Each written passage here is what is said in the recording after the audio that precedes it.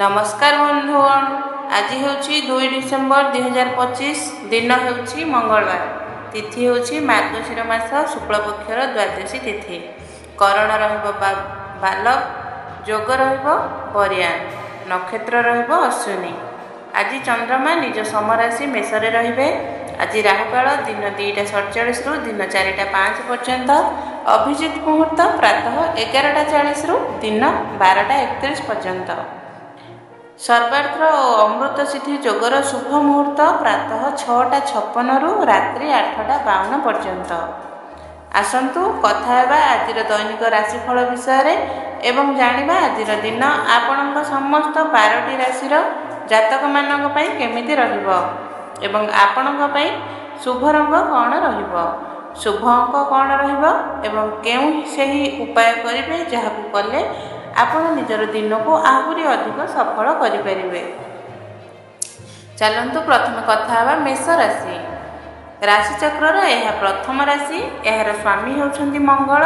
गोचर कुंडली रे चंद्रमा आपणक राशि रे रहउछंती। आज मेष राशि बाला मानक पई दिन शुभ रहिबो, किंतु अन्य मानकर विषय रे दखल देबारु वंचित रुहंतु, नचेत अनावश्यक टेंशन बढ़ी पारे। पारिवारिक परिवेश रे किछि जटिलता रही पारे, किंतु परिस्थिति शीघ्र सुधुरी जिवो। चाकरिया लोकंक पई समय अनुकूल रहिबो एवं कोनोसी प्रभावशाली व्यक्तिंक सह साक्षात लाभदायक होई पारे। व्यवसाय रे दिन साधारण रहिबो, तेणु आर्थिक विषय रे सतर्कता बजाय रखंतु एवं खर्च उपर नियंत्रण रखंतु। प्रेम जीवन और दाम्पत्य संपर्क रे समन्वय रहिबो। छात्र छात्री मानकु नुआ सुजोग मिली पारे, जहा आगकु सफलतार पथ खोलीदेव। स्वास्थ्य प्रति सतर्क रुहंतु एवं दैनिक रूटीन संतुलित रखंतु। आज आपनकर शुभ रंग हलदिया एवं शुभ अंक होउछि 2। उपायटी होउछि गुरु मंत्रर जप करंतु, दिनटी आपन पई मंगलमय हेबो। चलंतु एबे जिबा वृष राशि। वृष राशि यह राशि चक्रर द्वितीय राशि। यार स्वामी होउछंती शुक्र। गोचर कुंडली रे चंद्रमा आपणक राशि द्वादश भाव में अवस्थान करुछंती। आज वृष राशि बाला मानकु दिन सतर्कतार सह अतिबाहित करबाकू पड़िबो।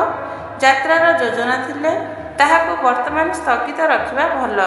घरे छोट कथा को नहीं झगड़ा होई पारे, तेणु धैर्य धरी रखंतु। आपणकर काम पूरा हेबो, किंतु चाकरिया लोक माने ईमानदारी और संयमर सह काम करबाकू पड़िबो। आवश्यक हेले विश्वसनीय व्यक्तिंक ठारू परामर्श नेबारे द्विधा करंतु नाही। व्यवसाय रे बड़ निष्पत्ति नेबा ठारू दूरे रुहंतु एवं किछि समय अपेक्षा करंतु। प्रेम जीवन साधारण रहिबो। जेतेबेले विवाहित जातक मानकु जीवन साथीर भावनार सम्मान करबा उचित। छात्र छात्री मानकु मेहनतर फल मिलिबो, किंतु मानसिक टेंशन संभावना अछि, तेणु विश्राम और संतुलन रखंतु। शुभ रंग कथाई, शुभ अंक 5। उपाय मसूर डाली मंदिर रे निज सामर्थ्य अनुसार दान करंतु। एबे चलंतु देखिबा मिथुन राशि। मिथुन राशि राशि चक्रर तृतीय राशि। एहर स्वामी होउछंती बुध। गोचर कुंडली रे चंद्रमा आपणक राशि रु एकादश भाव में अछंती। आज मिथुन राशि बाला मानक पई भाग्यर पूरा साथ रहिबो। सबु काम सफलतार सह पूर्ण हेबो एवं परिवार सहयोग मिलिबो। चाकरी रे परिवर्तन बा नुआ सुजोग भाबुथिले समय अनुकूल रहिबो। व्यवसाय रे सकारात्मक परिवर्तन आसीबो एवं पुराना अडुआ दूर हेबो। प्रेम संपर्क रे दिन विशेष रहिबो। मनर कथा कहिबार एही उचित समय। विवाहितों मध्य थिबा भूल बुझामणा आज दूर होई पारे। छात्र छात्री को पढ़ारे सफलतार शुभ संकेत। तथापि स्वास्थ्य को नहीं थोड़ा सतर्क रहिबा जरूरी। पुराना रोग पुनर्बार विरक्त करिपारे। संतुलित दैनिक चर्या अवलंबन करंतु। शुभ रंग हलदिया, शुभ अंक 1। उपाय 9टी कपोतों को 3 प्रकारर अन्न सकाळे खाइबाकू दियंतु। कर्कट राशि। कर्कट राशि राशि चक्रर चतुर्थ राशि। यार स्वामी होउछंती चंद्रमा। गोचर कुंडली रे चंद्रमा आपणक राशि दशम भाव में अछंती। आज कर्कट राशि बाला मानक पई ଦିନ ଅତ୍ୟନ୍ତ ଶୁଭ ରହିବ। କୌଣସି ପୁରୁଣା ସମସ୍ୟାରୁ ମୁକ୍ତି ମିଳି ମନ ହାଲକା ଲାଗିବ।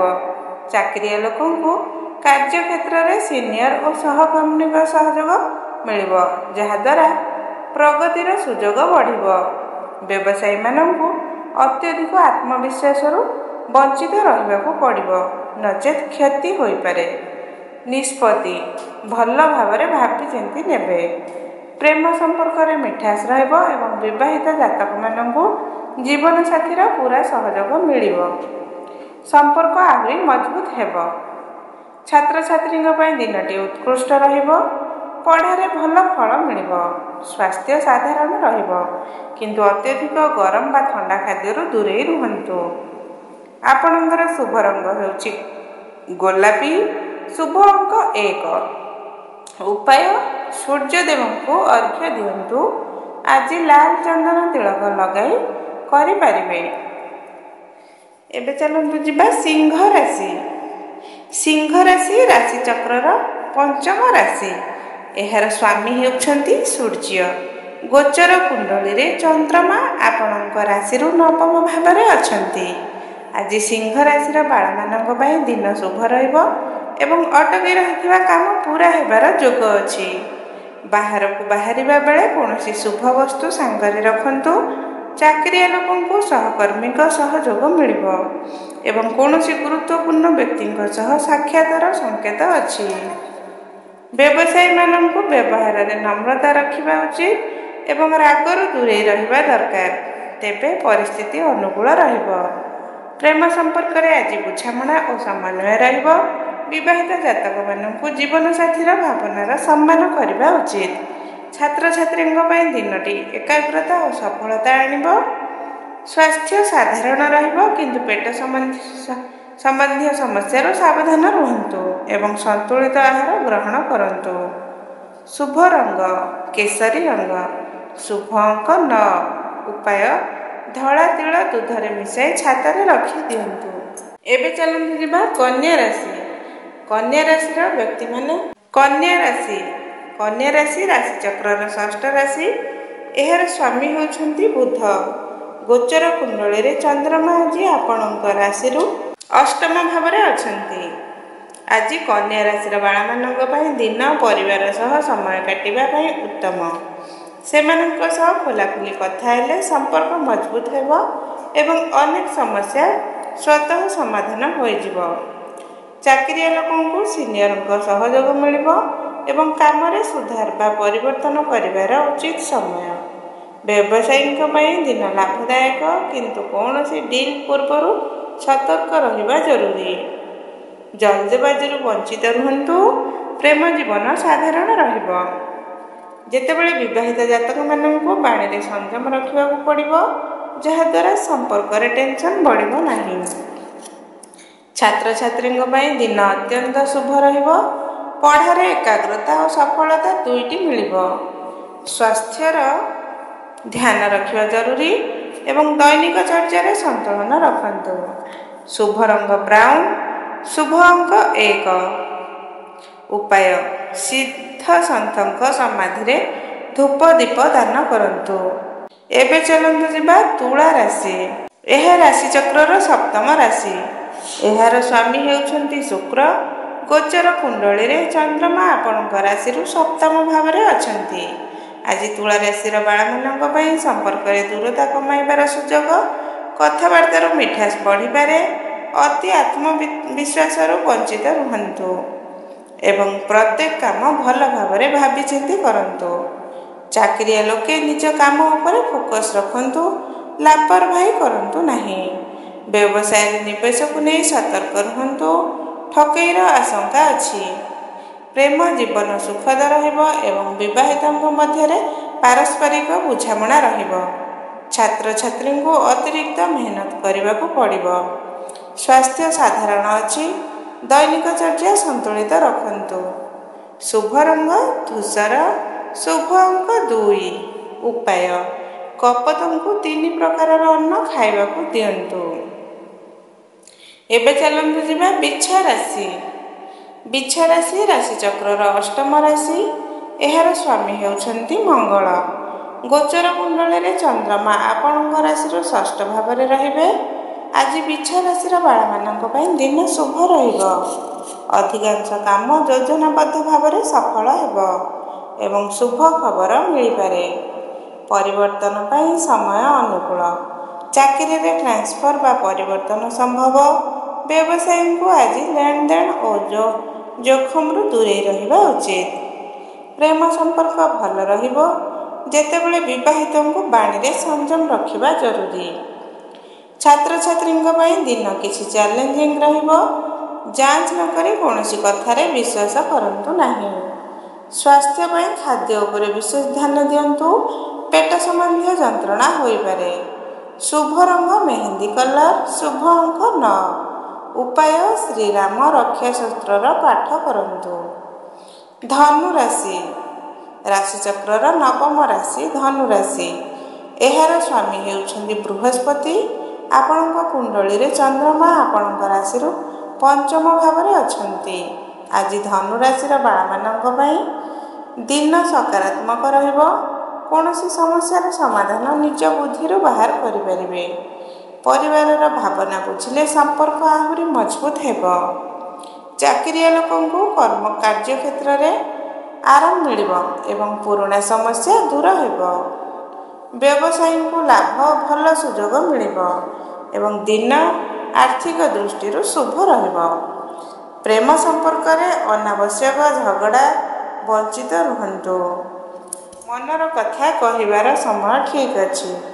ବିବାହିତ ଜାତକମାନଙ୍କୁ ବାଣୀରେ ସଂଯମ ରଖିବାକୁ ପଡ଼ିବ, ଯାହାଦ୍ୱାରା ସମ୍ପର୍କରେ ଟେନସନ୍ ବଢ଼ିବ ନାହିଁ।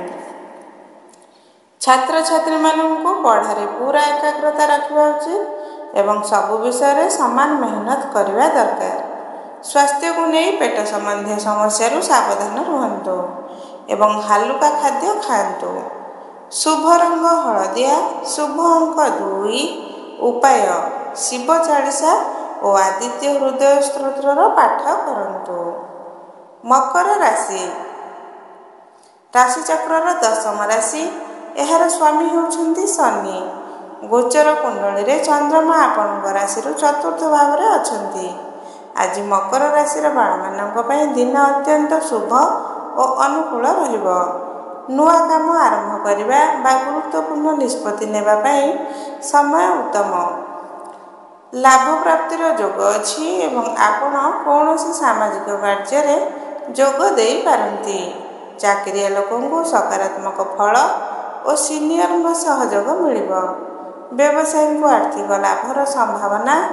ପ୍ରେମ ସମ୍ପର୍କରେ ଦିନ ରୋମାଣ୍ଟିକ୍ ରହିବ ଏବଂ ପ୍ରସ୍ତାବ ଦେବା ପାଇଁ ଏହି ସଠିକ୍ ସମୟ। ବିବାହିତଙ୍କ ପାଇଁ ମଧ୍ୟ ଦିନ ସୁଖଦ ରହିବ ଏବଂ ପାରସ୍ପରିକ ସମ୍ପର୍କ ମଜବୁତ ହେବ। ଛାତ୍ରଛାତ୍ରୀଙ୍କୁ ମେହନତର ଉଚିତ ଫଳ ମିଳିବ।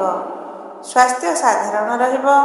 ଦିନର ଆନନ୍ଦ ଉଠାନ୍ତୁ। ଶୁଭ ରଙ୍ଗ ଆପଣଙ୍କର ସୁନେଲି ରଙ୍ଗ ଏବଂ ଶୁଭ ସଂଖ୍ୟା 1। ଆଜିର ଉପାୟ ଲାଲ ମସୁର ଡାଲ ମନ୍ଦିର ବା ଧାର୍ମିକ ସ୍ଥାନରେ ଦାନ କରି ଆସନ୍ତୁ। ଏବେ ଚାଲନ୍ତୁ ଯିବା କୁମ୍ଭ ରାଶି। କୁମ୍ଭ ରାଶି ରାଶିଚକ୍ରର ଏକାଦଶ ରାଶି। ଏହାର ମଧ୍ୟ ସ୍ୱାମୀ ଶନି ରହିଛନ୍ତି। ଗୋଚରରୁ ଚନ୍ଦ୍ରମା ଆପଣଙ୍କ ରାଶିରୁ ତୃତୀୟ ଭାବରେ ଅଛନ୍ତି। ଆଜି କୁମ୍ଭ ରାଶିର ବାଳାମାନଙ୍କ ପାଇଁ ଦିନ ଅତ୍ୟନ୍ତ ଶୁଭ। ଚାରିଆଡ଼ୁ ସହଯୋଗ ଓ ସମର୍ଥନ ମିଳିବ। ଚାକିରିଆ ଲୋକଙ୍କୁ ସିନିୟରଙ୍କ ଠାରୁ ସାହାଯ୍ୟ ମିଳିବ ଏବଂ କର୍ମକ୍ଷେତ୍ରରେ ସମସ୍ୟା କଥାବାର୍ତ୍ତାରୁ ସମାଧାନ ହେବ। ବ୍ୟବସାୟୀଙ୍କ ପାଇଁ ଦିନ ଲାଭଦାୟକ ଏବଂ ସମ୍ପତ୍ତି ସମ୍ବନ୍ଧୀୟ କାମ ବା ଦସ୍ତାବିଜ ଉପରେ ହସ୍ତାକ୍ଷର କରିବା ପାଇଁ ସମୟ ଅନୁକୂଳ। ପ୍ରେମ ସମ୍ପର୍କରେ ପୁରୁଣା ସମସ୍ୟା ଦୂର ହେବ ଏବଂ ସମ୍ପର୍କରେ ପୁନର୍ବାର ମଧୁରତା ଆସିବ। ବିବାହିତଙ୍କ ପାଇଁ ଦିନ ଆନନ୍ଦମୟ। ଛାତ୍ରଛାତ୍ରୀଙ୍କୁ ପରୀକ୍ଷା ବା ଫର୍ମ ସମ୍ବନ୍ଧୀୟ ଯୋଜନାରେ ସଫଳତା ମିଳିବ। ସ୍ୱାସ୍ଥ୍ୟ ଭଲ ରହିବ, ଯାହାଦ୍ୱାରା ଦିନର ପୂରା ଲାଭ ଉଠାଇ ପାରିବେ। ଶୁଭ ରଙ୍ଗ ହଳଦିଆ। ଶୁଭ ସଂଖ୍ୟା 2। ଆଜିର ଉପାୟ ସବୁଜ ମୁଗ ଚଢ଼େଇମାନଙ୍କୁ ଖାଇବାକୁ ଦିଅନ୍ତୁ। ମୀନ ରାଶି। ମୀନ ରାଶି ଏହା ରାଶିଚକ୍ରର ଦ୍ୱାଦଶ ଓ ଅନ୍ତିମ ରାଶି। ଏହାର ସ୍ୱାମୀ ହେଉଛନ୍ତି ବୃହସ୍ପତି। ଗୋଚର କୁଣ୍ଡଳୀରେ ଚନ୍ଦ୍ରମା ଆପଣଙ୍କ ରାଶିରୁ ଦ୍ୱିତୀୟ ଭାବରେ ଅଛନ୍ତି। ଆଜି ଆପଣଙ୍କୁ ନିଜ କଥାରେ ସାବଧାନ ରହିବାକୁ ପଡ଼ିବ। ଏହି ଦିନ ଆପଣଙ୍କ ପାଇଁ ସକାରାତ୍ମକ ଫଳ ଆଣିବ।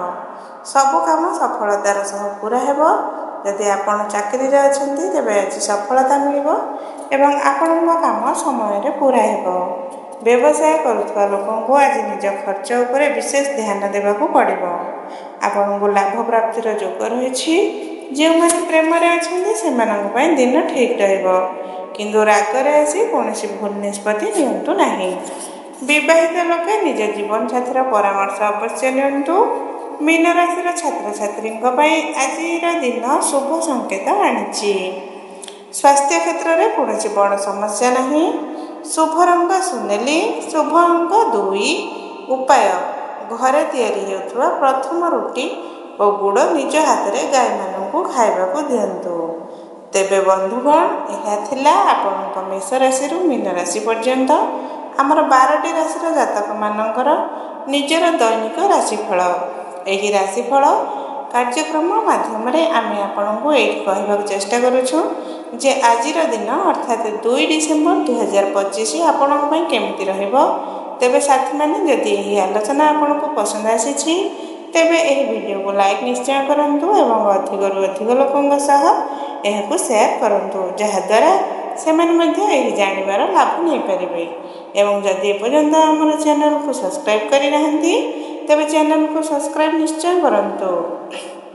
ବନ୍ଧୁଗଣ, ଯଦି ଆପଣ ଚାହୁଁଛନ୍ତି ଯେ ଆଗାମୀ ଦିନମାନଙ୍କରେ ଆମେ ଯେଉଁ ସବୁ ଏଷ୍ଟ୍ରୋଲୋଜି ସମ୍ବନ୍ଧୀୟ ଭିଡ଼ିଓ ତିଆରି କରିବୁ ସେସବୁ ଗୋଟିଏ ଗୋଟିଏ କରି ଆପଣଙ୍କ ପାଖରେ ପହଞ୍ଚିବ ଏବଂ ଆପଣ ସେଥିରୁ ସମୟରେ ଲାଭ ନେଇପାରିବେ, ତେବେ ବେଲ୍ ଆଇକନ୍ ନିଶ୍ଚୟ ପ୍ରେସ୍ କରନ୍ତୁ। ଏହା ସହିତ ଏବେ ଆମେ ଏହି କାର୍ଯ୍ୟକ୍ରମକୁ ଏଠାରେ ସମାପ୍ତ କରୁଛୁ ଏବଂ ଆପଣ ସମସ୍ତଙ୍କ ପ୍ରିୟ ଦର୍ଶକମାନଙ୍କଠାରୁ ବିଦାୟ ନେଉଛୁ। ଆପଣ ସମସ୍ତଙ୍କୁ ସହୃଦୟ ବହୁତ ବହୁତ ଧନ୍ୟବାଦ। ଜୟ ମାତା ଦି।